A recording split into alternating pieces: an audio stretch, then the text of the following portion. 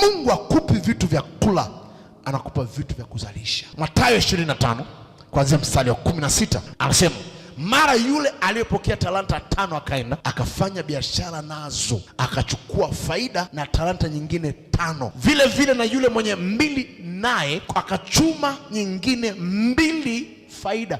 Huyu ni Yesu anafundisha hili jambo. Watu alipewa talanta 5 akaenda kuzifanyia biashara, akwenda kuzila. Mungu atupe vitu vya kula. Mungu anatupa vitu vya kwenda kuzalisha, then tule kutokana na faida tuliozalisha. Wengi tunataka tule vitu ambavyo hatujavizalisha. Mungu akumpatia Adamu bustani ya kula.